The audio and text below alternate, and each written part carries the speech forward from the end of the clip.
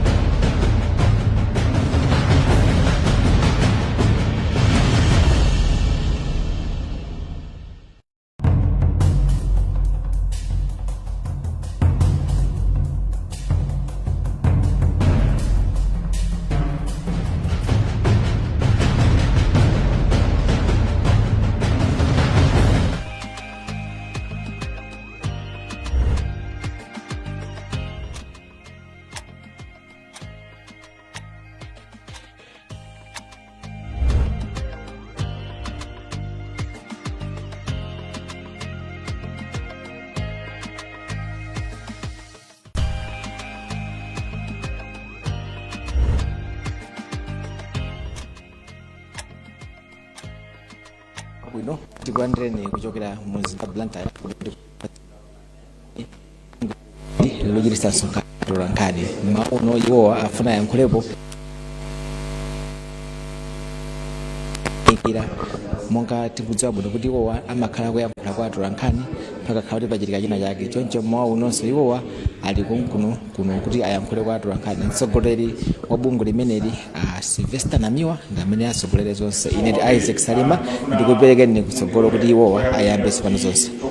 Inu Tolankhani amene muli mu chipinda chino kunena kuti mabwera ku mkumano umenewu msonkhano wa Tolankhani mamawa uno. Tikudziwa kuti nthawi mukuchitika zambiri mukanakhoza kusankha kukakhala kumeneko kwa ife timapanga chisankho choti mubwere pano ife tikuyamika mundilo lonse kuti ndalandire amalawi osiyanasiyana kumene ali amene akutionera pa Zodiac, pa Times, Mibawa komanso Luntha. Tithokoze kuti nthawi zambiri mukamva kuti bungwe la SIDED lili zochitika mmakhala pompo. Ife ndi mtundu umene timadziwika kuti dziko lopa Mulungu. Ndimafuna kuti mundilole tisanayambe china chilichonse mawa uno tiikize zochitika zonse m'manja mwa Mulungu. Chifukwa chimenecho mundilole ndapemphe Comrade Catherine Muhango kunena kuti adalise msonkhano wa Tolankhani ndi pemphero. Tipemphere. Atate mu dzina la Yesu Khristu mosogozedwa ndi mphamvu ya Mzimu Woyera tikulemekezani ndi kukwezani chifukwa cha msonkhano umene tili nawo pano mamawa uno. Mulungu mwatilemekezatu inuyo tachokera madera osiyanasiyana takwera zokwera zopangidwa ndi manja koma mwatiyang'anira mwatisamalira mwatitetezera kuzafika pano. Sopano Ambuye Yesu tikupemphaninso kunena zoti pamalo pano pamene tili pano tili ndi zopempha zambirimbiri zimene tili nazo. Tikukupemphani inuyo Mulungu kunena zoti china chilichonse chimene tikufuna kuyankhulana pamalo pano inuyo mukapezekepo. Mphamvu yakumwamba Yehova musatisiye tokha koma mukhale nafe. Dziko likamve madandaulo a Malawi komanso madandaulo athu china chilichonse Ambuye Yesu chikachitike mosogozedwa ndi mphamvu yanu. Tapemphera zonse kudzera mwa mwana wanu Yesu Khristu tapemphera. Amen. Thank you very much. That prayer marks the beginning of our core business this morning. But before that, allow me to sincerely thank each and every one of you that have made it into this room. We don't take your presence for granted. Much of the deliberations will be in the local language, so much that every Malawian should follow what is happening this morning. Nonetheless, since we have amongst us in this country those people that do not understand the local language, at one point in time I'm going to read out a statement that is in the foreign language. Thereafter, my colleague Francis Mazinga is going to read the other one in Chichewa. Pa Chichewa pali mawu amanena kuti awiri sayenda sanapangane. ine anditchula dzina komabe sindili ndekha ndikanakonda kunena kuti tisanayambe zochitika tiziwane kuti kodi muchipinda muno muli oyani. Komabe molinyadira dzina langa ndi Sylvester Namiwa, mkulu wa bungwe limeneli la the Center for Democracy and Economic Development Initiatives. Ndi mukaona dzina londalitali kwambiri ndifakiti kuti sidede choncho ndipereke chikuza mawu kwa mzanga kuti na Yesu achule dzina lake. Ine ndi Francis Mazinga, mkulu wa Citizen League party na waside. Ine ndi Catherine Mwango, membala wa Citizen League Mchikwawa. So utanena kali kuti uno ndi msonkhano wa atolankhani. Ndi kunjako amalawi eni akafuna adziwe kuti kodi atolankhani amene ali muchipinda chimenecho ndi oyani. Ndimafuna kuti ndikupaseni bwaloli kuti muzitchula anthu akuziweni. Zikomo kwambiri. Okay, ni Christopher Sande, nimagwira ntchito ku Zodiac. Ina ndi Yasin Limu, ndimagwira ntchito ku TV Islam. Dzina langa ndi Farida Muheya kuchokera ku Radio Islam. Akenje Onzangaya, Malawi 24. Christy Gumani, Capital FM. Ndi Isaac Salima kuchokera ku Times. Zikomo kwambiri mutha kundivomereza kuti mphepo imene kudusa muno ndi yachibale fataziwana kuti awo ndi auje. Mukuziwa inu nthawi zonse amalawi eni ake akadziwa kapena akamva kuti bungwe la sidede ndi msonkhano wa atolankhani kuonjezera pa nkhani zimene tabwera nazo aini akewo amalawi amatumiza ma message. Ndiye mundilole ndiwerengeko atatu okha. Message yoyamba ndionena kuti mkulu wina ake watumiza message kunena kuti Mr. Namiwa ngati bungwe la sidede bungwe la Malawi nthawi zonse musanayambe kuchita zanu muzidziwa kapena muzakumbutsa Malawi kuti Malawi ndi mmodzi ndipo ndi dziko laling'ono kwambiri kuti tikhale kuti tizigawana kapena kusankhana mitundu. Tidalowerana mitundu yosiyanasiyana timakhalira limodzi, koma nkhani yobweresa kugawikana amabweresa ndi atsogoleri a ndale pa zifukwa zozikonda. Ndiye amatipempha kuti nthawi zonse pamene muchita msonkhano wa atolankhani muzipereka uthenga umodzi kwa Malawi kuti Malawi ndi mmodzi, sitikuyenera kumayang'anana kuti kudi uyu ngwakuti ndi wa boma lanji. Zimenezinso zipitirire polembana ntchito, popasana business. Tisamafunse kuti kudi uyu ndi wakuti uyu ndani. Ayi, tonse ndi Amalawi. Mgwirizano ndi ofunikira pa china chilichonse. Uthenga wachiwiri nkhani ya ndikukhuza nkhani ya mapassport. Nkhani imene ikuoneka kuti tayikambakamba koma sizikuoneka kuti tikusuntha. Wina wako ndilembera message kuti Anamiwa kuti nkhani ya mapassport mukuiona bwanji siku lake muzangobwera kunoko tizakhalire limodzi. Mwina mabwana wakamaweruka azatipezenso konkono tikulikira mapassport. Chifukwa chona kuti passport samatenga ya ulere komanso passport si chinthu choti anthu azichita kuchivutikira. Mboma lapita la MCP takhati kukamba nkhani ya passport. Leronso boma la DPP mwezi wa 9 anthu akumapita pa immigration ku Blantyre ndi kulilongwe zimamvesa chisoni. Ndi anthu akunena kuti mwauze anduna achitetezo cha dziko olemekezeka apita mu Kito ndi achiwirawo Norman Chisale kunena kuti zomadikira ma passport zatopesa. Komanso achisale akhala kupitako koma sikuoneka kuti sizikusinthaya. Ndiye akutipempha kuti mwina siku lina tizapite tikapita tikagone konko akuti akatipeze konko. Ndiye sanafike size imeneyo timaganiza kuti mukonze nkhani ya mapassport Amalawi kuvutika. Uthenga wachitatu ndi wokhuza nkhani ya mabanki. Akunena kuti mabanki ndi amene ali pasogolo kupyepyezera katangale komanso kusowa kwa ndalama zakunja. Chifukwa chona kuti bungwe la Financial Intelligence Authority likugona kapena ayi anthu akuligwiritsa ntchito. Zimene zinachitika nkhani ya Malis Hotel zija ndalama za nkhani zija sizikanatuluka chifukwa kuti malinga ndi malamulo olesa kuzembesa ndalama money laundering Financial Intelligence Authority imene ikakudziwa kunena kuti apa ndalama zikutengedwazi I think sizikupita kuyenerera kapena sizikutoka kuyenerera. Ndiye anthu akupempha kuti Financial Intelligence Authority muzuke, you should wake up. Ngati tikuvutika forex ipezeka pa black market imene kuti zikhala ku bank, koma chifukwa chokuti Financial Intelligence Authority kugona ndifanike muona kuti black market kumalawi kuno yapita pasogolo, koma mukapita ku Zambia mpeza kuti black market yo iliko koma si ngati imene zilitiko. Mukapita ku Tanzania njimozi ndi anthu akudabwa kuti ndifa chani kumalawi kuno ku black market yafika pamenepa. Nkhani yake ndi yankhono choyambirira bungwe limene lapasidwa mphamvu la Financial Intelligence Authority likugona kapena likuthandizira kapena anthu ena kuligwiritsa ntchito. So this is a wake up call. Financial Intelligence Authority, wake up, let's save this country.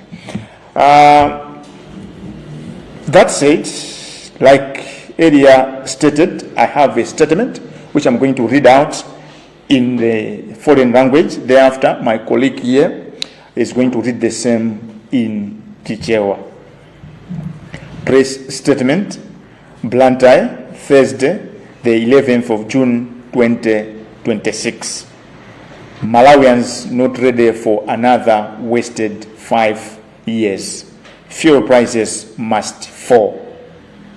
The Center for Democracy and Economic Development Initiative (CDED) wishes to put it on record that unless the Democratic Progressive Party (DPP-led government redeems itself from the current state capture by cartels in the fuel supply chain, forex and public procurement, purchasing power for goods and services will continue to shrink as the kwacha weakens further. Simply put, failure to tame cartels in this country will make the Minister of Finance, Economic Planning and Decentralization, Joseph Mwanamveka's much touted National Economic Recovery Plan a mere wish list. Frankly speaking, we at CDED feel that the DPP top dogs are skating around harsh realities tormenting Malawians, since some of them are benefiting from the cartels that have captured the procurement system across the board. While supporting the recent call by the Catholic Commission for Justice and Peace, CCJP, for a national introspection, we are of the view that one of the major self-inflicted pains lies in that the National Oil Company of Malawi, NOGMA, is no longer serving public interest but greedy politicians at the expense of millions of Malawians that braved the heat to vote in the September 16, 2025 general election. Without beating about the bush, any meaningful economic recovery plan should start with cushioning the majority poor Malawians that double as voters and taxpayers against escalating cost of living fueled by current exorbitant fuel pump prices and erratic supply of fuel. In the face of the persistent forex crisis, it is strange to note that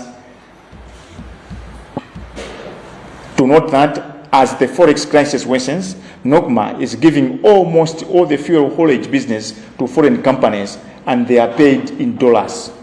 To prove that this is nothing but state capture, initially, foreign haulers were only allowed for Dar es Salaam routes. By extension, NOGMA also uses foreign insurance companies, thereby exerting pressure on forex demand and also exporting jobs. It is also important to fresh the minds that NOGMA's mandate is to manage strategic fuel reserves with a month of fuel storage capacity of 16 million liters with facilities in Mzuzu, Lilongwe and Blantyre. But today, NOGMA, currently under the Office of the President and Cabinet, OPC, with the Chief Secretary as a board chairperson, has turned itself into an oil marketing company. Ironically, NOGMA is bankrolled by the fuel consumers through the Strategic Fuel Reserve Levy. Hence, our question, where do the profits go? And for goodness sake, when was NOGMA last audited? Apart from giving business to foreign transporters, NOCMA is also known for its appetite of buying fuel from Tanzanian fuel middlemen, Dubadubas, and end up with exorbitant premiums that are passed on to the consumers. Initially, NOCMA and Petroleum Importers Limited, PIL, were supposed to bring in 50-50 supplies, but now NOCMA claims the lion's share of 80% of all our fuel imports. To substitute this, NOCMA is acting strange in the face of crisis. In April 2026, international haulage brokers brought in 9.5 million liters, 3.4 million liters for PIL, while 6.1 million liters were for NOCMA. In the same month, Transporters Association of Malawi, TAM, hauled 3.2 million liters, 300 million liters for PIL, and 2.9 million liters for NOCMA. This is happening against a backdrop that the country has over 900 tankers, most of which have just been parked for years due to lack of business. How then do we build capacity for our local transporters, let alone save forex? According to a recent fuel hauling allocation that we have seen, the Beira and the Nakala corridors that used to be exclusive for local transporters, the business has also been given to foreign transporters. While challenging NOCMA to stop using foreign transporters, common sense supports the use of rail and pipelines as measures that would help to push down fuel landing costs that would translate into relief towards affordable pump prices. It is important to state that in this region, it is only Malawi whose oil fuel is transported by road. Given the uncertainty in the Middle East, it is imperative for any serious government in our region to join neighboring Zambia in investing in Angola's Lubito oil refinery project, a development that will surely cut both time and landing costs for fuel drastically.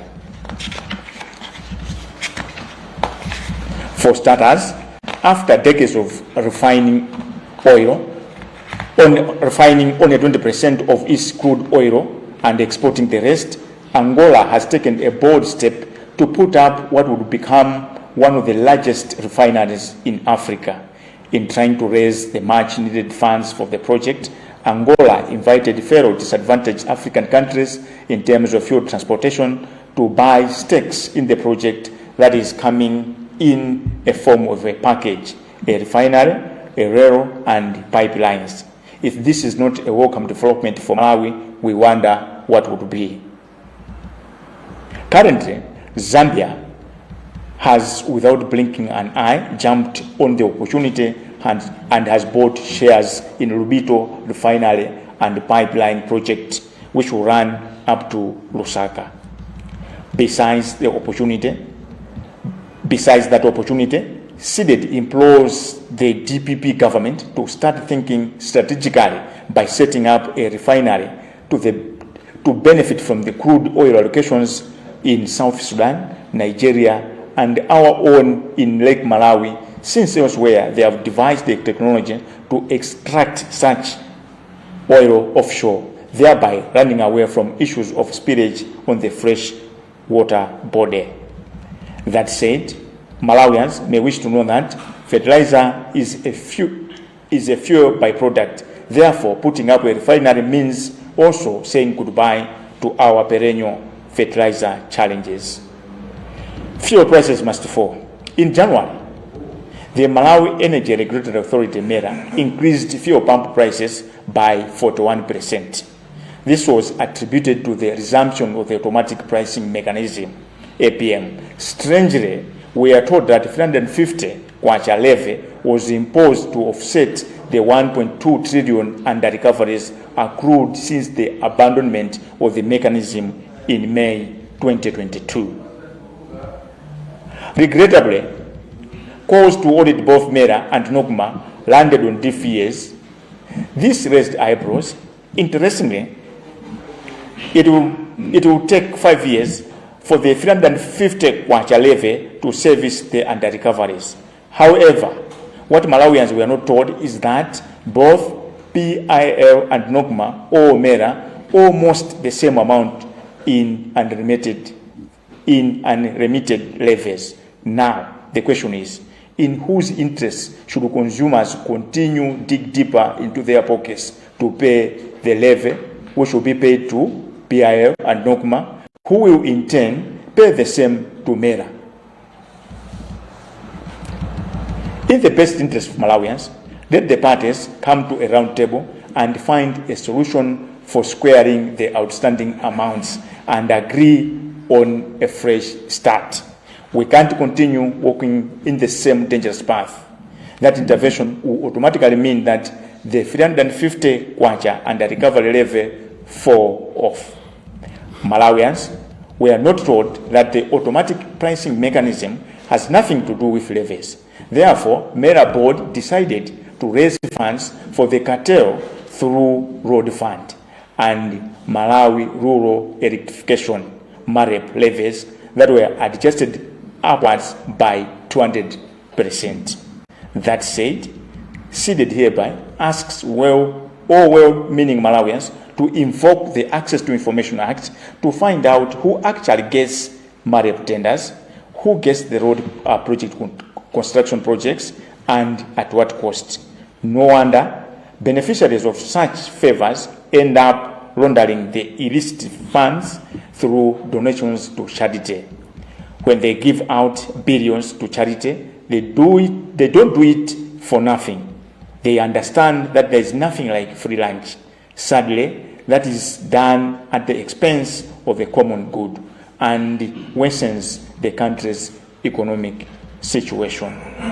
The automatic pricing mechanism was used to pool resources into two levies for the cartel to share through bloated contracts, most of which are not supplied in the case of MAREP.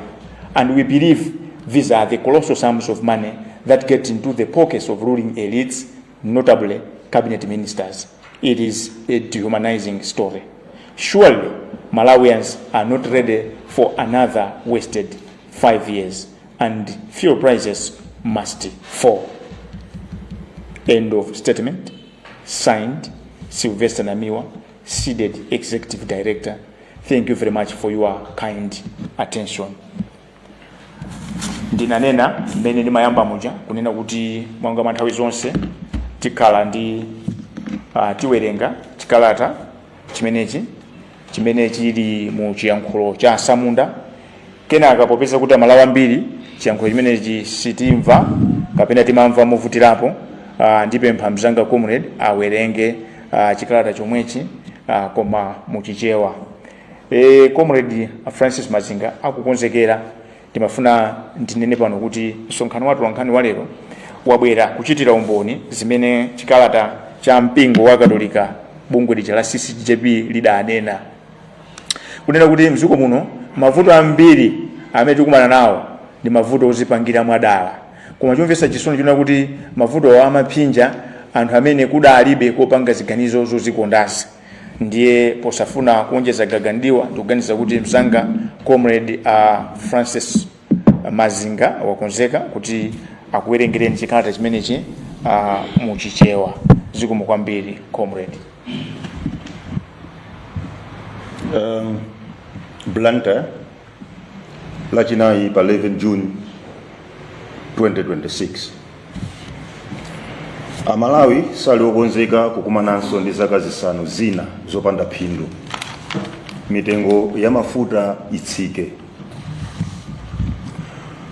Bungwe la Center for Democracy and Economic Development Initiative SEDED likuti pokhapokha boma la Democratic Progressive Party DPP litadzipulumutsa ku magulu aupandu omwe aononga nkhani yogula mafuta, kupezeka kwa ndalama zakunja ndi kugula zinthu za boma, mphamvu ya ndalama ya kwacha ikupitilira kutsika. Zinthu za boma zikulowa pansi mwachidule kulephera kuthana ndi magulu aupandu kupangitsa kuti ntchito yobwezeretsa chuma mchimake yomwe nduna ya zachuma a Joseph Mwanamveka adakhazikitsa akhale maloto achumba. Kunena zoona, ife ku SEDED tikuganiza kuti atsogoleri a chipani cha DPP akulekelera mavuto omwe amalawi akukumana nawo chifukwa cha ena mwa iwo akupindula ndi magulu amenewa omwe awayika m'matumba mwawo. Ngakhale tikugwirizana ndi pempho la Catholic Commission for Justice and Peace CCJP loti dziko lonse lidzigugude pachifuwa, tikuganiza kuti chimodzi mwa zinthu zomwe zimatipweteka kwambiri ndi chakuti National Oil Company of Malawi NOCMA sikutumikiranso zofuna za anthu koma andale adyera poononga mamiliyoni a Malawi omwe adavota pa chisankho chachikulu cha pa 16 September 2025. Posafuna kuchulukitsa gagamdiwa, ndondomeko yofuna kukonzanso chuma cha dziko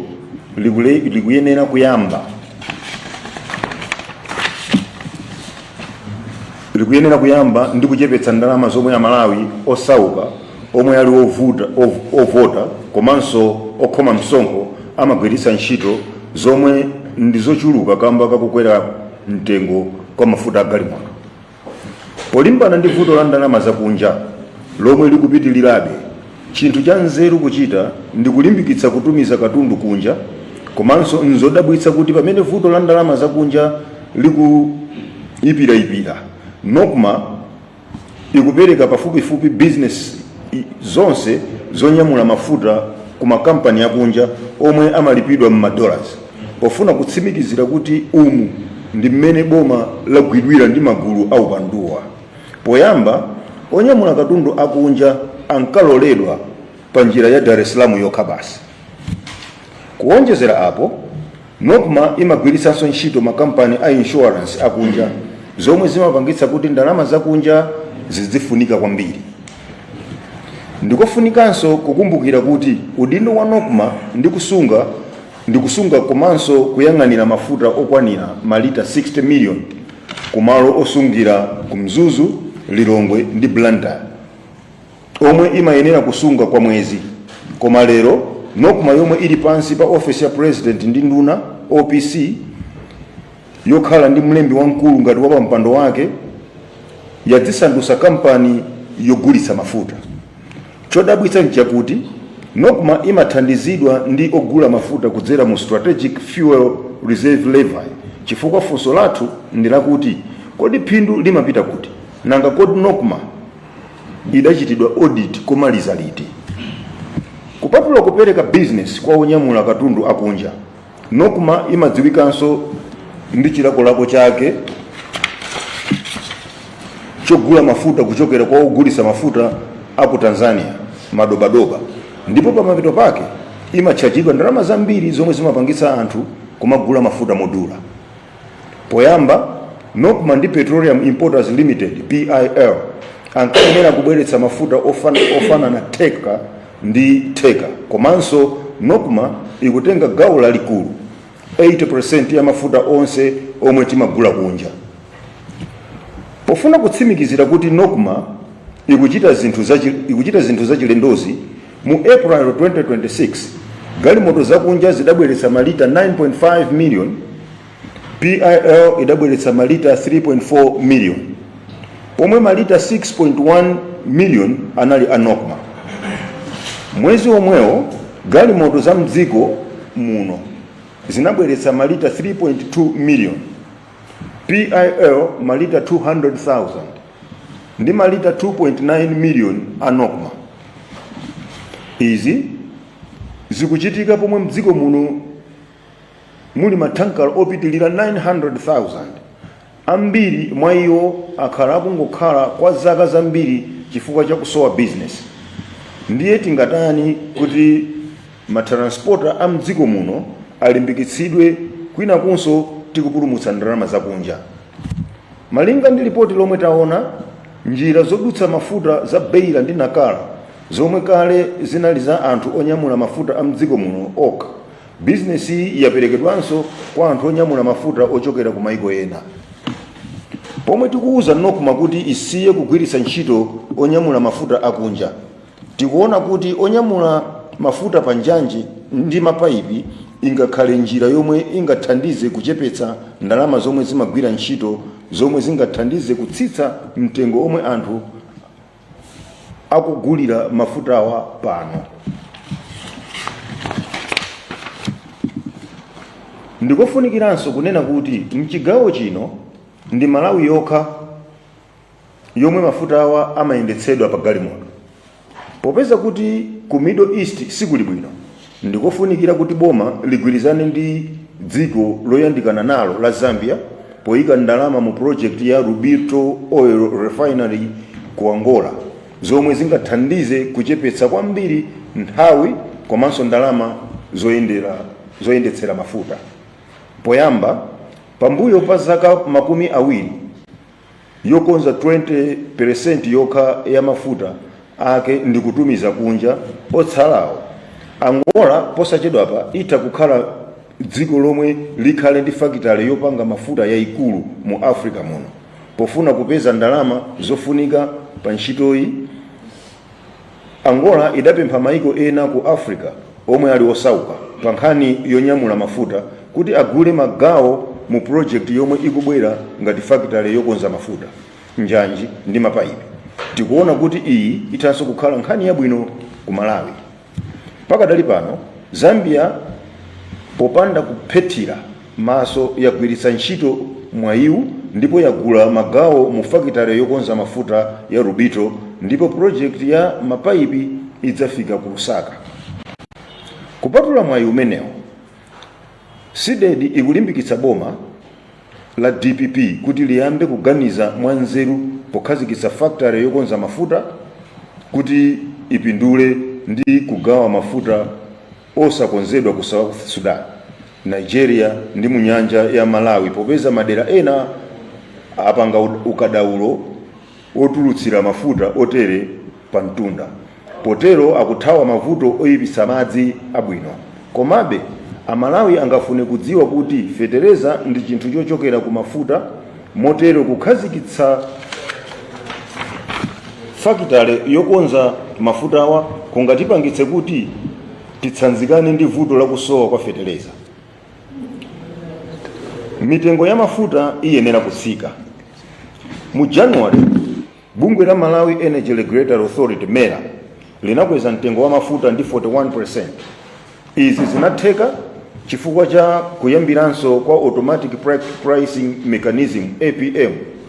Chodabwitsa nchakuti tinawuzidwa kuti msonkho wa 350 kwacha unayikidwa kuti uthetse ngongole ya ndalama zokwana 1.2 trillion kwacha, kuyambira pamene njirayi anasiya kugwira ntchito mu May 2022. Mwatsoka, pempho loti afufuze MERA ndi Nokma linawomba golo. Izi zinapangitsa kuti anthu akhale ndi mafunso. Chochititsa chidwi nchakuti zitenga zaka zisanu kuti msonkho wa 350 kwacha ugwire ntchito kuti ndalamayi ibwezeretsedwe. Komabe chomwe Amalawi sanawuzidwe nchakuti onse a PIL ndi Nokma ali ndi ngongole ya MERA. Tsopano funso ndirakuti kodi ogula ayenera kulipira msonkho omwe udzaperekedwa kwa PIL ndi Nokma omwenso adzalipire omwewo kumera? Pofuna kuthana ndi nkhani, tikuona kuti tikambirane za mavuto omwe angabwere chifukwa cha ndalama zomwe zatsala, ndipo tigwirizane momwe tingayambire mwatsopano. Sitingapitirize kuyenda pa njira yoopsayi titati tapanga izi. Ndalama zokwana 350 kwacha zomwe zikubwezedwazi zitha kutsika mtengo wogulira mafuta. Komabe Amalawi sanawuzidwe kuti automatic pricing mechanism APM ilibe chochita ndi misonkho. Chifukwa chake bungwe la MERA linaganiza zopeza ndalama zothandizira magulu aupandu kudzera mu Road Fund RF ndi misonkho ya Malawi Rural Electrification Mallet yomwe idakwezedwa ndi 200%. Komabe SIDED ikupempha Malawi akufuna kwabwino kuti agwiritse ntchito lamulo lopereka mauthenga, access to information, kuti adziwe amene amalandira ma business a MAREP, ndani amalandira ma project omanga misewu, ndipo pa mtengo wotani. Nzodabwitsa kuti anthu omwe amapindula ndi zinthu zoterezi amathamangira kukapereka ndalama ku mabungwe othandiza anthu, akapereka mabiliyoni ambiri ku mabungwe othandiza anthu, amakhala akudziwa kuti ziwapindulira. Mwatsoka zimenezo zimathandizira kuwonongeka kwa chuma mdziko muno. Njira ya automatic pricing mechanism idagwiritsidwa ntchito kuti ibweretse ndalama kudzera pa misonkho iwiri ndi cholinga choti magulu aupanduwa azigawana kudzera ma contract, omwe ambiri mwa iwo saperekedwa pa nkhani ya MAREP, ndipo tikukhulupirira kuti izi ndi ndalama zambiri zomwe zimalowa m'matumba a akuluakulu ena olamulira, makamaka nduna zaboma, ndi nkhani yomvetsa chisoni. Ndithudi Amalawi sakuyembekezera zaka zina zisanu zopanda phindu, ndipo mitengo ya mafuta iyenera kutsika. Kalata iyi yalembedwa ndi Sylvester Namiwa kuchokera ku bungwe la SIDED. Kalata iyi yasayinidwa yachokera ku bungwero amene asayinira ndi Namiwa. Zikomo kwambiri comrade. Ndinanena kale poyambirira mmene mapereka bwalo kwa comrade Francis Mazinga kuti wawerenga bwino kwambiri mu chichewa chomveka bwino. Bungwe la CCJP la mpingo wa Katolika anatulutsa chikalata chawo ndi anasindika kunena kuti Amalawi tisegule maso, mavuto amene timakumana nawo mdziko muno amakhala ochita kukonza, ndiye amanena kuti nkhani yopanda umboni ndiyovuta. Ndiye zimene tabwera ife lero panopa mamawa pano tabwera kuzapereka umboni kuti a CCJP akunena zoona, mavuto amene ali mdziko muno amachita kukonzedwa kuti tizivutika. Tayamba ndi nkhani ya mafuta. Nimafuna mudziwe kuti malemu mpingo wa Mutharika adaona cha nzeru kunena kuti mdziko muno tizisunga mafuta. Poyamba mafuta ankangobwera kutira basi kuchikineka abwere choncho, tanaona kuti chichitika china chake tizavutika, ndi anapanga nkhokwe za mafuta. Koma asanayambe kupanga nkhokwe za mafuta adakhazikitsa bungwe company, National Oil Company of Malawi. Company imene ili ndi nkhokwe ku Matindi, ili ndi nkhokwe ku area 50 ku Lilongwe, ku Kanengo kuja ndi ku Nzuzu. Zimenezi adazipanga kuti muzisungidwa mafuta okwana 60 million. Chifukwa pa Malawi pano mafuta amene timagwiritsa ntchito pa mwezi amayenda pamene pakati pa 50 to 60 million. Cholinga kuti tikasungira mafuta aja china chake chikachitika kuti kwa mwezi wa mtunthu mafuta tilibe sakubwera, mamulumuzana akhale ndi njira ina yopezera kuti mafuta abwera bwanji mdziko muno. Mudziwe kuti mafuta saseweresa, mafuta ndi amene amayendesa dziko, mafuta ndi amene amayendesa chuma cha maiko pa dziko lonse lapansi. Ndifake makampani ngati Puma ndi azungu ku Britain, Total ndi ku France, Mobil ndi ku America. Zimene zikupereka chithunzi kuti nkhani ya mafuta saseweresa. Ndiye no zimene zachitika panopa zikuoneka kuti kampani ya Nokmaija imene ili mkhapwa mwa office ya president ndi nduna wapa mpando wake ndi mlembi wamkulu wa president amene ali chief secretary, kampani imene yasiya kupanga zimene anayikonzera, lero yamba kumagula nkugulisa mafuta. Kodi Nokma ndalama zake zimachokera kuti? Nokma ndalama zake zimachokera pa ndalama zimene inu ndi ine timagula mafuta. Pamene pajapo adayikapo pa 1 lita iliyonse ya diesel, pa 1 lita iliyonse ya petrol anayikapo ndalama amanena kuti strategic fuel reserve levy. Imeneyo padakali panopa ndi 10 kwacha pa lita iliyonse. Ndiye bungwe limene likuyendetsedwa ndalama za anthu zimeneka kuti kuzichitidwa kauniuni, kuzichitidwa ma audit. So tikuyankhula panopa chinthu chofunika kuchita chabwino anduna za chuma a Joseph Mwanamveka ati akhazikitsa ndondomeko kuti tikonzenso chuma. Koma chimene chayiwadidwa nchonena kuti tikuyeneka kuti taphule Amalawi pa moto kaya kenaka tizikonza chumacho. Ndiye kuti poyambira kukonza kampani ya boma ya Nokma ikuthandizira kuti forex zivuta. Chifukwa chani? Malawi muno muli mathankala opitirira 900,000. Ambiri mwa iwo sapasidwa contract yokatenga mafuta. Mukayang'ana lero muyime panseyo muyang'ane muona kuti mafuta kubwera pa matankala number plate ya Tanzania. Nokuma inapanga ubwenzi ndi makampani aku Tanzania. Akumagula mafuta ndikumawuza kuti mutinyamulire mafuta awa komanso before titajibisa ntchito matankala aku Tanzania aja ndiye kuti insurance inso tikulipira ku Tanzania. Mmalo moti tizisaka forex kuti tizilipira mafuta akusowawa atinyamulira anthu akonkuno tizalipira makwacha asankha kunena kuti tizipereka be forex yochepa yomweyo tizigula mafutawo the actual product kenaka transport kenaka insurance. Pamene malayi muno company za insurance tilinazo, pamene malayi muno ma transporter tilinawo.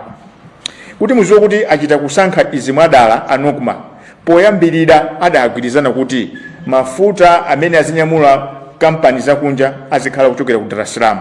Koma lero ndikuyankhula pano kunakala ndi kubeira akuperekanso ku company za ma transporter akunja. Ndiye nkhani yake tisapite kutaliya. Anthu amachita kugwirana pankono ambwana abwera contract nayi undipasapo ndalama izi dyera nothing else greedy. Ndiye noti kumanena kuti capacity ya local transporters ngati ma transporters siti kuapasa maganyu utazinyamula mafutawo capacity yakayipeza kuti now nthawi zonse pamene tapasa munthu wakunja ntchito ngati ndiye kuti driver yosi Malawi zonse zikukira pamenepo ndiye kuti mmalo moti tizilembana ntchito kumalawi kuno tayamba kumalemba ntchito anthu ena mafuna timfane pamene. So lero tabwera pano tikamamaliza press briefing tifuna nokuma nawonso apange press briefing yawo anene kuti asidede akunama chifukwa ordinarily we cannot have the Minister of Finance that is championing economic recovery and we have a state-owned entity that is behaving and pretending as if we are swimming in a place. No. Ndiye kuti boma silili serious. Ngati li serious amati charity begins at home. Moyamba nyumba mwako. So alamule kunena kuti kuyambira pano kupita kusogoloku popeza ena wapasakale ma contract kaya kukhala masiku 15 kwina tione company zathu zakuno zikunyamula mafuta. Akamanyamula mafuta tizalipira makwacha. Insurance azipereka business kwa makampani akonkono. Chinthu chachiwiri mu January mafuta adakwezedwa ndi 41 kwacha pa 100 kwacha iliyonse. Board ya mera idauza mtundu wa Malawi kuti izachitika chifukwa kuti abwerezesa kugwisa ntchito ndondomeko ya automatic pricing mechanism. Automatic pricing mechanism imanena kuti ngati mafuta kunja kwakwera mtengo kunonso yani kuti akwere mtengo. Ngati mafuta kunja kwatsika mtengo kunonso asike mtengo. Ndiyeno mu nzeru zawo achakwera adaona kuti njira imene aisiye faka makwera mafuta ankaoneka ngati kuti azoneka ngati olephera. Ndiye kuyambira mu May 2022 njira imene simagwira ntchito. Ndiye boma lilitabwera linaona kuti ayi tizigwisa ntchito njira imeneyi. Ndiye nchifake mafuta adakwera mu January ndi 41 kwacha pa 100 kwacha ina iliyonse. Koma chimene sitinauzidwe nchonena kuti merayo idapanga chiganizo kuti akweze leve yokonzera misewu. Adayikweza ndi 200%. Pano ndikuyankhula pano leve imeneyi pa 1 liter ya petrol ndi 521 kwacha. Ndi amene matha masamu mupange masamu kuti kodi asanakweze pa 20 January pacha inali pa bwanji. Fa ababa mene yafika pa 521 kwacha pa liter iliyonse ayikweza ndi 200%. Chinthu chachiwiri anakakweza marepu ndi thumba lijana likhazikisa kuna kuti tizipeza ndalama kuti kumadera kumene Eskom sangeke kumagesi thumba limene lizikayika kumagesi ndifake madera osiyanasiyana akumizi kwambiri kodi kulibe ma economic activity amphamvu kuli magesi. Ndiye imene Yesu anayikweza ndi 200%. Kusonyeza kuti pa lita iliyonse ya petrol imene mugule lero kapena mukugula pano tikuyankhula pano pali 207 kwacha imene ikupita mu thumba limeneli. Koma amayi ndi abambo chomvesa chisonjo nuna kuti kuthumba limeneli sitinamveko kuti kwachitika audit. Komanso thumba limeneli pa lita iliyonse siku ndi siku timasonkha koma sindikukhupira kuti mziko muno mungani kuti madera akumizi ambiri kuli magesi. Komanso chinthu china chone kuti kuyankhula pano magesi wakumatimatima. Bwanji anthu ena amanena kuti ndalama imeneyi tikanayikonzanso kuti ipite tikakonze mavuto magesi wachuluke faso magulisa chinthu choti palibe. Koma nkhani ili yapandona kuti ndimufuna ndikuuze kuti ngati kuli njira zimene anthu amabandalama mokweka ndi kumene kumarepo anthu amapasana ma contract atali onenepa zinthu zonse sabweresa nkomwe chifukwa kuti palibe amachita chidwi kuti akaone ndifake lero tikupemphana Malawi kuti mugwiritse ntchito lamulo la access to information mupite mukafuse mukaone kuti chaka chapitacho chaka chino amene apasidwa makontrakt malepo ndani ndio mwaje mapereka maoni bilioni anja kusonyeza kuti iyi ndi njira ija mawerenga kalata muchichewa kuti anthu ali mthumba mwa anthu amachita malonda Malawi kuti kugwirira ntchito anthu ena akamwenye angapo amene amatenga ndalama na amapereka kwa atsogoleri andale ndifaka kana kuyesana kuti tikhale ndalama zambiri zogawana mukweze malepo leve ndi 200% it was inhuman ngakhale kuti ndalama zake zikuoneka panzochepa koma ati ukamba za mamiliyoni pano choncho mafuta aja mu January muja sameneka kuti akwere kuzafika pamene paja akanakhala kuti maleva awiri amene sana akweze choncho na nkhani yachitatu yona kuti Malawi timvane pano ndionena kuti atayimisa automatic pricing mechanism zimatanthauza kuti makampani amagulisa mafuta aja samapeza phindu nde ngati munthu ukugula malonda usapeza phindu suma kagula nsoka chiwiri so kuti azikagula be mafuta aja anokuma ndi PIL maleve awasa mapereka ndifake mudamva kuti misewu yathu yonongeka kwambiri ndalama zimene matazikonzera misewu zija amazitenga PIL ndi anokuma kumaonjezera mpamba wawo kuti asachoke mu business now mmene amakweza mafuta pa 21 January adatiuza kuti ayikapo leve ina 350 kuti tibweze ngongole imene ndi 1.2 trillion tidapangisa msonkhano watu wankhani momuno tidanena kuti ndalama imene isanayambe kubwezedwa tipange audit kumera komanso ndi kunokuma ndiye lero Malawi nimafana kuziniza ziwika kunena kuti nkhani ili apa ndi kutitola kuti sitimachita chidwi ndi mafigara chifukwa chani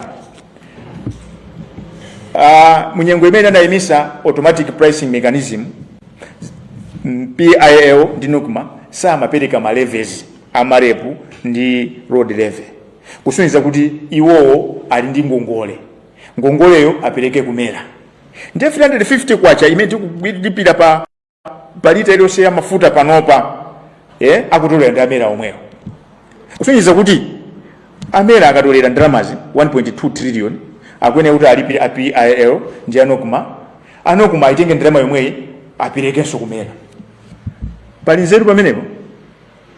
So what we are saying is akangochoserana kuti inu PIL muli ndi ndalama zingati zoti mupereke zichasimapereka zicha tingoyerekeza kuti 300 billion inuyo maneka kuti mulandire ndalama zingati 301 billion ndiye kuti amerawa angotenga 1 billion apasa PIL nkhani yathapo. So tibwerere kunokuma akapasa almost 1 trillion apita nayo kuti fa ndanakale kuti company ndi aboma company timasonkhanso ndalama mu revenue momwemo pa price build up pacha. So zimene zachitika apa ndikutitola ndanakale kuti akusonkhesa ndalama zoti azigawana palibe nkhani imene ilipo ndona kuti tayamba automatic pricing mechanism ndiye kuti price stabilization fund ndalama zake iliponso azigwisa ntchito ndalama zimene zakuti mwina ndinene ichi kuti munthu imene mafuta akwera kunja kunoko policy nakumane malosi kapena ndalama zimene amaluza okulisa mafuta aja amangoziwonkesera mbodi cheka kumana amakapereka amakatenga ngati ngongole zibwerere chimodzimodzi akakhala kunja kuti mafuta atsika ndiye makampani okulisa mafuta kupanga phindu kwambiri ndalama zesa amazidya amazitenganso amazipitisa ku fund yomweja. So ndi fund yoti imangozungulira kupita mwamba kusika komano inatha mu 2022 mujafa cha chiganizo choyimisa automatic pricing mechanism.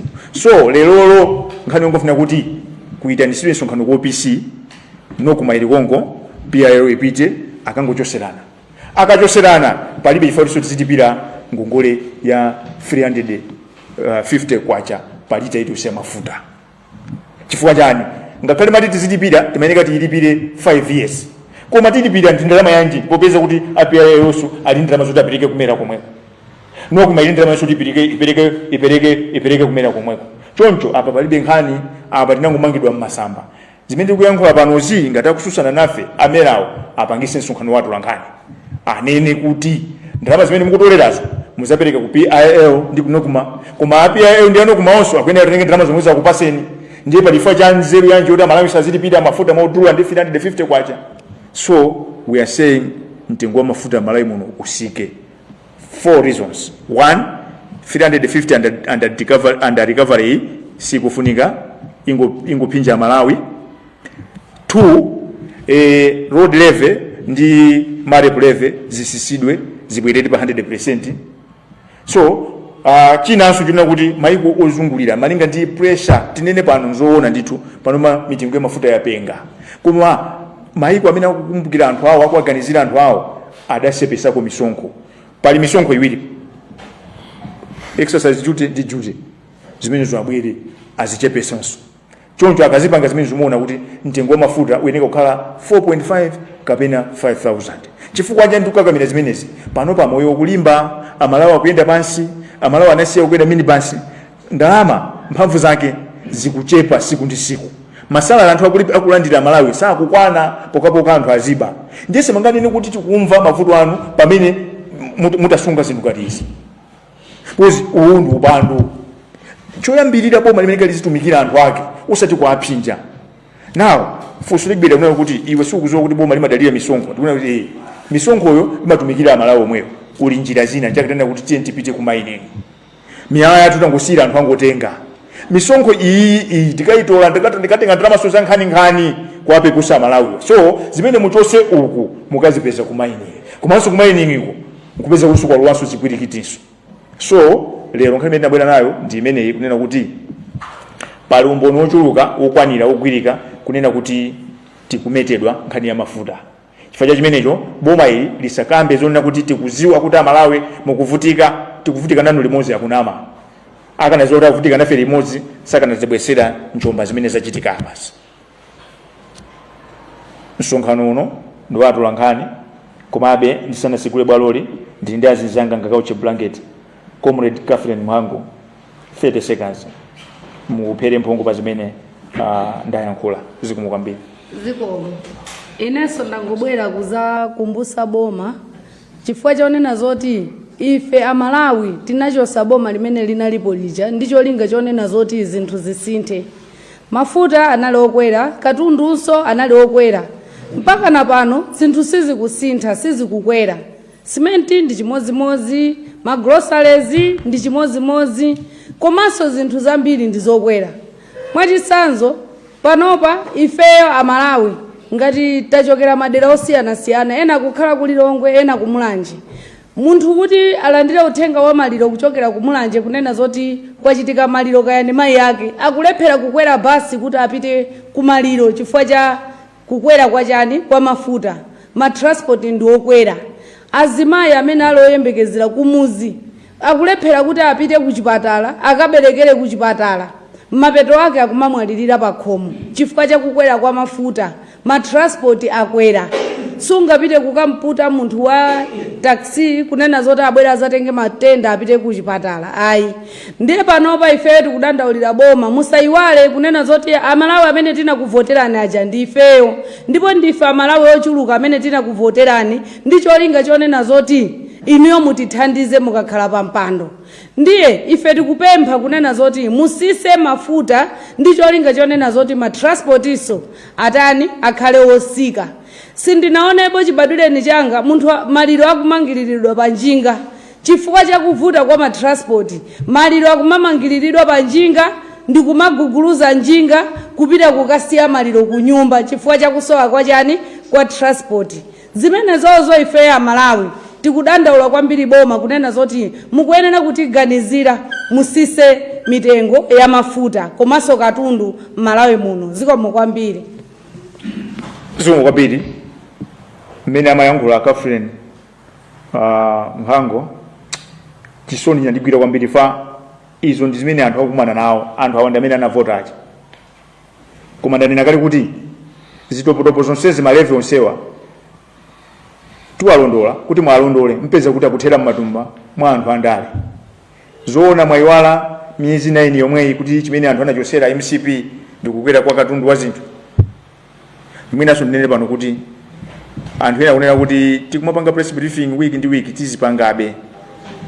chifukwa chani ife ndikalilole wa Malawi timayankhulira Amalawi pamene akuvutika ife singakwanise kukhala chete.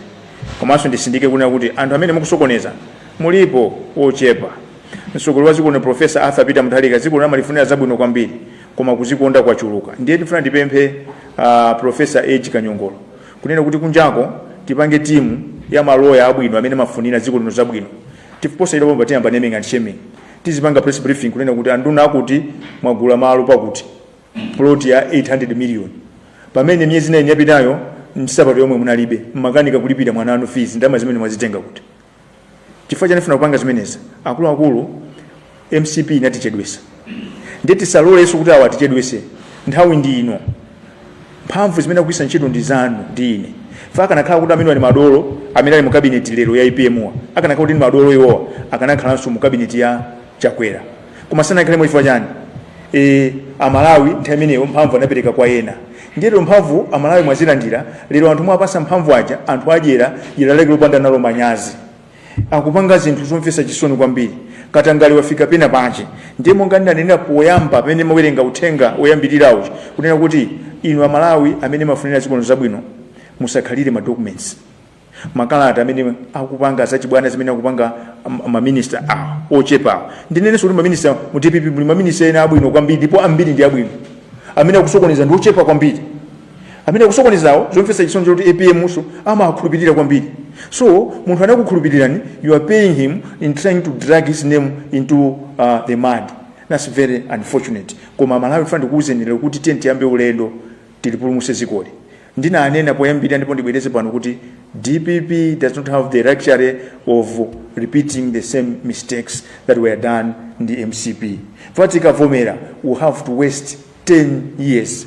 10 years is such a long period of time lona kuti sitingakwanise kuti tizingoyang'anira. Mphamvu zolamulira zimakhala za Malawi.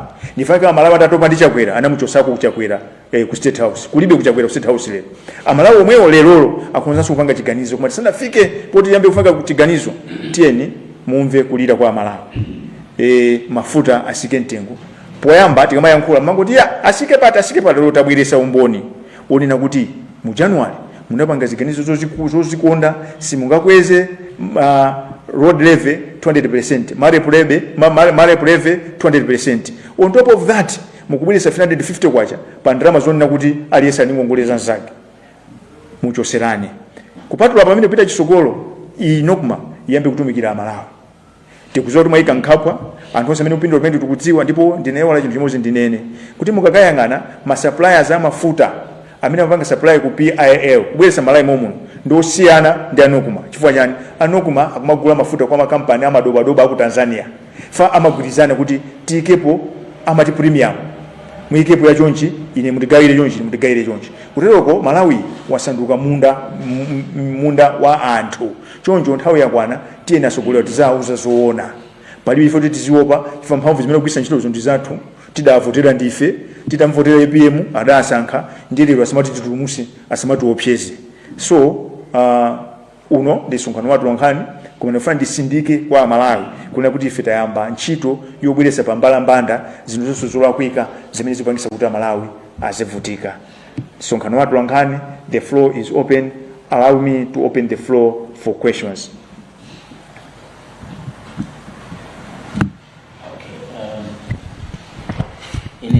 Christopher Sande anamiwa mwalankhula zinthu zambiri koma nimafuna ndine Sande nimagwira ntchito kuzodi yake. Nimafuna mwalankhula zinthu zambiri zokhudzana kwambiri ndikatangale kuti mwina muli makatero ndi zina zoterozo. Nimafuna kunitadziwa kuchokera kwa inuyo kuti mulibe ukadaulo kapena kuthekera kokumana ndi utsogoleri at the highest level and raise those issues zimene mwafotokoza apazi. Mwakambapo usonkhani yokhuzana ndi kuti kusogoloko mudzitchula naming and shaming. Sindikudziwa kuti ntchito imeneyi mwigwira motani potengeranso ndi mmene zinthu zakhala zikuchitikira mdziko muno. Mwakambapo apa kuti sibwino kuti anthu ena akandala azitopyeza. It means kuti mukuzindikira kuti anthu amatha kupyezedwa. Sindikudziwa kuti zimene zizi mukamba apapazi zili ndikuthekera kuti muzathadi kuzipanga sustain kuti amalawi nkuonadi kuti anamiwa aja ayambapo zikomo kwambiri. Ndi mavuta pano ndiona kuti kulekerera kuyang'anira munthu mmodzi ndifake anthu amati opseza fama zoti tikamuopseza uyu akakhala chete tonse tikhala chete. Ndifake tikupempha kuti inuyo amalawi amene muli ndi ana amene mukuwafunira ana anu zabwino, chifukwa amanena kuti when the poor will have nothing left for them to eat, they will turn around and eat the rich. Tibwereze pano inuyo mukamabandira mazo mukamazikundikira mukuiwa kunena kuti zafika siku nalake anthu amene anavota aja, anthu amene analipira sonkho aja asakhala opanda chakudya ndi azayamba kuyang'ana kuti kwaunjika zakudya zathu ndani ndi azikazisaka zimene ndisanafike kumene kutigwirane manja. Isakhale nkhani yoti anamiwa okhaya ndifanira kuti madokumenti azibwera, mautenga azibwera ku sideli ti ndi line ichi 4384 muyimba foni mwa chinsisi mutipasa utenga, namba yanga ili pa WhatsApp. Komanso sikuti amene amamenyera ufulunda anamiwa okhaya tindi anthu osiyanasiyana akhulupirire na amene aja. Chifukwa chani makatero wazimene apanga mwaona pano pa ECB kulibe chilichonse chimene chikumveka. Apanga dala zimene zichazo kunena kuti azipanga zawo mwa ufulu. Ndiyeno ufulu omaliza takumbuse kuti tinakusankhani ndife, tinavota ndife, misonkho ndi yathu, ndiye tibwera ndi naming and shaming. Ndinanena kale kuti niwapempha Professor Ichika Nyongolo kunena kuti can you assemble, we know kwa maloya asukuli katangale kuma kuli maloya ena abwino, maloya amene afunira ziko zabwino, kukhalenso majaji ena abwino kunena kuti tizibwera pano tizinena iwe wagula plot pakuti 800 million ngati uli nzosusa pita ku court, ndi maloya aja tizitengana nawo tizipita ku court. This is the only way we can redeem this country because anthu are captured and they are benefiting. Ndina anena ndibwerezenso pano kuti nkhani ili pano ngati ya sponge mukayiponya mbale ikachosa mazi onsaje mazi aja sima abweza maulere imene kamuifinye ndipo asukulandala kumalayi kuno osafinya, there is nothing which is going to work. Tafinye whether it means kwa kugila malosa khala bwino kuma this because this is our country, we cannot afford tizingoyang'anira anthu okotani akungoti yang'anira azavutika ndi anatu. Lero you think kuti mwabaza mbiri ananu ali bwino mamangira nyumba koma simukuzowa kuti mwagiza chitike ndi chani kuzabwera anthu ene ake azambisa you are not palibe amene ali ndi certainty kuti sokolo zikolo zakhala motani. Now the best way to do it ziko lisaliwononge. Iwe kakhala sokoleri ukamalitenga uzionesesa kuti Malawi nantenga apa nansiya apa, tizikhala pano kumaombera mmanja kuti akuti ankapeza makuti akuti ankapeza makuti. Funso loyambirira mafunso kuti kodi mulibe mpata wokakumana ndi anthu pa highest authority. Ndikupita kuti mpata wabwino ndi uno uli pano because the media is the fourth arm of state. So zili bwino kuti tizizimvera limodzi, awakupanga zawo awasakupanga zabwino awakupanga zabwino awamene ngoyanga nawo tonse tizimvera limodzi kuphatikiza the appointing authority. Pajatu kumalayi kuno nzeru zimakhala ngati kuti zimabweramo tikakhala kuti tafinyidwa. Ndiye tikamangoyankhula ku muserimu ndiye kuti tizikhala ngati palibe chimene chikupanga. Tikubwera pano kuti ziko lichitire umboni kunena kuti tikusindika kuonjezera umboni pa zimene ayankhula CCJP kuti CCJP mwanenadi kuti mavuto wangu okonza dala ife umboni tinawo nokumalero pano ili pasogolo kuphinja ya Malawi anthu akuyang'ana sikuti zingochitika iye anthu akupindula. Ndifake tapereka assignment kwa Malawi kuti can you invoke the access to information mwalembere kumarepo akupase ndi list ya anthu chaka chatha chaka chino mukaona kuti malisti onse amapita kwa munthu mmodzi. Makontrakt amapita kupereka kwa anthu osiyanasiyana koma akagula munthu mmodzi, munthu akazigulanso zinthuzo samakaperekanso. So akuluakulu tentizuke, this is the only place we go home. Ngati silikonza ziko lero sikukhalanso nthawi inoti tikonze, chifukwa ngati tikulira lero 9 months mulamuliro waso pano nangati Asiya ikafika 2 years ayambaso tikumati meta atu ndi uchenitu ndi miyayo ya moto. So this is the time to put things into perspective. Amene sakukondwa ndi zimene tikuyankhula pano ndiye kuti akupanga zolakwika. Ndiyeso ndiyankhule ndi inu azinzanga akapolo okondwa inu akupasa ndalama ena apangisa ma press briefing koma sanapangisa ma press briefing muzizifunsa kuti kodi Amalawi lero akukondwa Amalawi kapena akuvutika. Zikomo kwambiri. Chete sausa nyama koma suyo. Yes kumene Guys, Salima yogera ku Times. Kama fusa no kama manena kuti kumaso muna anthu ena manena kuti company no kumandia boma. chimapanga control mitengo ya mafuta ndemuna chifukwa chake iyi ndi percentage yaikulu yakafudika mafuta zimene zimathandiziraso kupanga stabilize mitengo ya mafuta dziko muno nde ino mwina kulawika kwake mukuona kuti kuchokera pati popeza iwowa amazidefenda kuti iwowa ndi yaboma nde akapereka gawo lalikulu kwa private zikhozaso kupanga affect mitengo ya mafuta dziko muno komanso kapezedwe kake ino mukuona bwanji pa zimenepo amayankhula zimenezo chifukwa chokuti izi tisanzibwerese poyera mukawauze kuti asidedi achita kunena mafigala sistedamete muli nayo ndiye tifuna iwo apangise press briefing siati ndi kampani ya boma apangise press briefing ndizoonadi ndi kampani ya boma kuonjeza kuti ndi kampani ya boma timapereka 10 kwacha palita iliyonse mafuta ndalama zimapita kumene kuchako kuonjezera pamene popo mmalo moti azisunga mafuta munkhokwe muja ayambaso kugulisa mafuta ndiyeso anene kuti ndalama zimene zamazipeza profit imene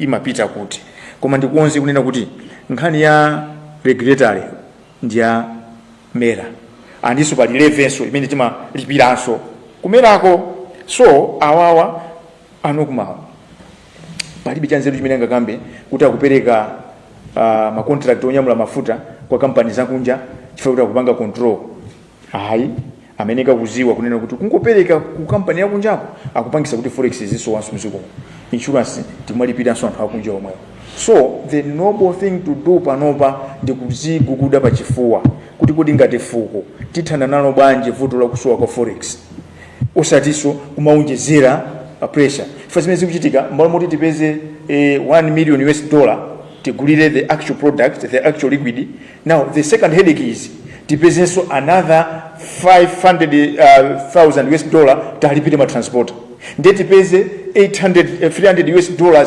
talipire insurance when actually our concern the elephant in this room is forex yonso angozungulira magaya sakunena zoona akuona ngati siti kuziwa the very same things zimene amapanga MCP iwe upite ukatenga forex reserve bank ukakaitengera ku bank iyo ukaitenga 1 billion ukapasa ya minister lero akupanga zomwezo nifanira kuti minister winner wagula plot ya 800 million wasasulapo zimene zilipo atafuna mange nyumba ndiye nifuna ndikufunse ninwe ngati wagula plot ya 800 million amangapo nyumba ya mtundu wanji apo pangosweka 200 million kuti ikwane 1 billion anthu oti 9 months yomwe amasowa ndalama zoti alipira nawo school fees akuluakulu let's open our eyes so lero mukapanga engage ndi mafax mukauze kuti asidedi akuterezi ngati wasidedi wakunama in bangani press briefing you should prove them wrong lomaliza fuso mibawa msifuna kufusa chabwino ndikuona lomaliza ndi Yasin Lim kuchokera ku TV Islam mwina tapanga atendi misonkhano imene mwaitanisa yokwana inayi kufikira pakadali pa komano zonse zimene mwakamba palibe chinthu chimodzi chimene chasintha kubomako sonkhano wina ndi umene mukuona kuti kupatula izi ndi njira ziti zimene inuyo mukuona kuti uthengawo utapeza zinthu ndikusintha ifua zinthu sizikusintha olomuyankhule mpaka nayo chilichonse palibe chimene chikuchitika two things mwina tikhale chete tisamayankhule mukuona ba popeza kuti takhala msonkhano ndi wa namba wachinayi palibe chachitika mwina asidedi ikhale chete tisamayankhule sichoncho ndiye mutaona kuti sidedi yayankhula palibe chimene achitapo inuyo popeza munapasidwa mphamvu ndanena kuti ndi gawo la namba 4 mwapangapo chani kuwakumbutsa because inunso muli ndi ntchito ngati atolankhani kunena kuti zimene tayankhula panozi muzikawafunsa kuti kodi asidedwa kunena zoona kapena ayi ndiye ife ngati tachita mbali yathu aboma mukhala chete inunso musakhale chete koma on a positive note that is a clear sign of impunity and arrogance chifukwa chona kuti ndanena kale kuti anthu awa they operate on the will of the people now kufuna kwabwino kwa anthu asamakunyalanyaze nifake maya amayankhula lero kuti lerolo anthu maliro akumangirira panjinga tachosa ulemu umene mayika pamaliro chifukwa kuti mafuta akwera mtengo akamayankhula akuyankhula zomwe zamayankhula MCP zija tikuziwa no DPP inavoteredwa kuti ikapange zinthu zinayi. 1 akalimbane ndi njala pano pachimangali sakudya credit imene tikupereka koma nkhani yavuta pano nkhani ya forex anthu amene mwana kuti atithandize nkhondo limbana ndi forex akupindula ndi afuna alemerekale ndiye ndikuuza ndi vuto lake la ndalama sizimakwana fa anthu amene akuzunza Malawi amene akubawa alikale ndalama ngounjika mwana kuti ndalama zikanapita kwa anthu ovota ati chinthu china chimene tingakutina votera DPP amala anavotera DPP ankanena kuti akathane ndi nkhani ya fetereza.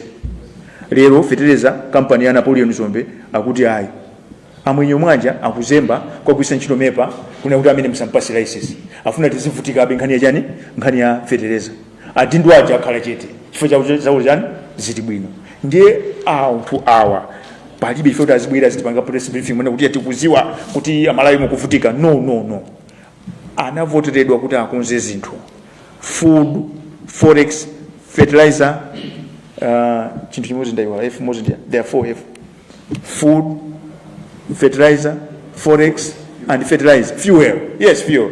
Lero fuel ali panoyi mutakumaona ngati kuti zili bwino koma ayi ndi hand to mouth akamabwera kuja kufikira direct epapampo ordinarily amene kuti azikafikira kuma strategic reserve akafika somwe amene azikapanga blend ndi ethanol sizikuchitika zimene foto mafuta akachokera ku Tanzania kuja mafuta akachokera ku Beira akachokera ku Nakala kuja angofikira papampo ndife ndiona kuti nokima yasiye ntchito imene tikuyizibira akupanga ntchito zomwe sizawo sikuti dilaya akusonkezera ndalama zoti azigawana ntchito imene utatopa nawo so ili mukaona kuti sakuchitapo kanthu ndi chipongwe chimenecho. That is impunity, that is arrogance, because this is a democracy you govern on trust imachokera kuti tinapasa pasiku tinavota lija lero asiyambe mwanena kuti ya Malawi tisayambe kuvuta lero ya hayi first kuti akawavuta iwo aya tinavuta ena so they have to pay the price. It is simple, they should deliver or they should go. Ndikupe lunali fuso limene lo maliza zinazo tikambirana pa one koma tingobwereza kunena kuti tikuthokoza bungwe la Katolika li CCJP atiuza kuti tizikambirana mosaopa ndimene tapanga pano komanso anatiuza kuti mavuto wati maziputira dala lero tapereka chisanzo pano kuti tikupereka 350 kwacha yomwe sikuzo kuti zapita kuti chifandamazo amene tifandira pasewu alikaniso ningongoleso so 350 imene ichoke kuonjezera pamenepo 100% 200% imene anayika pa marepo ndi road level zisisidwe zikatere muona kuti mafuta akuza kusika mtengo akuza kukhala pakati pa 4.5 kapena 5000 kwacha zimene tiluze kumene koko tiyangane ku migodi mulungu anatilisa ndi migodi tisamankhale ngati kuti anthu akupanga dala kuti zikhala ngati boma lasimidwa cholinga kuti azitibera ayi ndithu chifukwa cha nthawi mundolo ndikuthokozeni amene mwana mchipinda chino komanso amene matisatira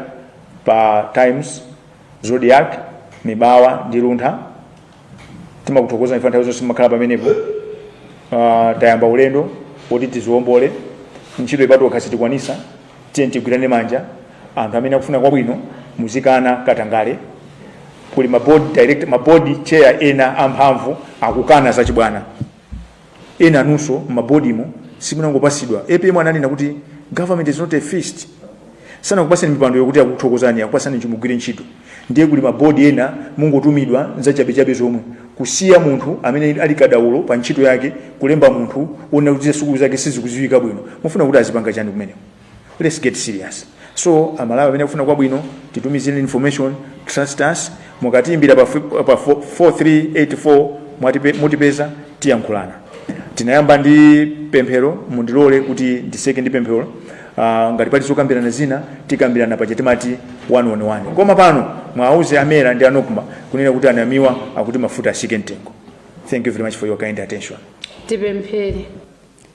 Atate tikuzanso kachiwiri mogonja komanso mozichepesa zikomo kwambiri chifukwa cha msonkhano umene unali pano ndikukhulupirira kunena zoti mulungu inuyo munatisankhira mtsogoleri wa dziko lino china chilichonse chimene ifeyo tadandaula pano Yehova inuyo mwachimva ndipo ndikuziwa kunena zoti mtsogoleri amene inu mumpasa nzeru zakuyankhulanso ndi nduna zake kuti china chilichonse chimene ifeyo ananu amene munatilenga mu chifanizo chanu tikuchidandaula chikakhale bwinobwino. Inu ndinu wachikondi Mulungu, ndipo inuyo ndinu wachifundo. Inu simmalola kuti ananu azivutika, koma inuyo tikukupemphaninso kunena zoti china chilichonse inuyo mukalowererepo.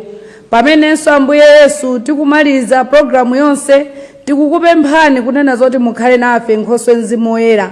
Pamene tikuchoka pano tikukasiyana kuthupi koma kuzimu tikakhale limodzi, mukatiyendesa bwino, mukatitetezera mkati mwa njira. China chilichonse Yehova tikafika m'manyumba mwathu tili abwinobwino kuzera mu mphamvu yanu. Zonse tikukapempha ndikukasiya m'manja mwanu, mu dzina la Yesu Khristu tapemphera, ameni. Amen. kumene konse ndikumaliza kwa msonkhano wa Tolankhani umene bungwe la CDD linali nawo muzinda Blantyre kuno ndipo Mkhwale Lodge. Afotokozapo zinthu zingapo zimene ndithu anabwera nazo mawu uno kuti afotokozera Malawi amakamba zokhudza bungwe kapena kuti kampani ya Nokima imene imagula mafuta kuti yayi ikumagula mafuta ochuluka kwambiri kuposa ntchito zimene iwo adayikhazikitsira akuti yayi 80% ya mafuta amene dziko lino limayitanitsa chokera kunja kwa dziko lino ikumatenga gawo ndi imene kampani ya Nokima. Amakamba poso zokhudza mafuta kuti mtengo wake mdziko muno kuyenera kusika kutengera kuti misonkho ina imene inakhazikitsidwa siyoyenera. Ndikupita kuti masatira bwinobwino msonkhano umenewu. Ine ndi Isaac Salima kuchokera kuno ku Mkhwale Lodge muzinda Blantyre. Ndithokoza anzanga amene agwira nawo ntchito limodzi, Mike Mataka komanso Chisomo Khaso amene atithandiza kuti zonse zitheke. Ndithokoze kwambiri ino amene penepo kuonera komanso kusatira chilichonse chimene chimachitika pano pa Kanema wa Times. Pitizani kuonera programu yosatira zikomo.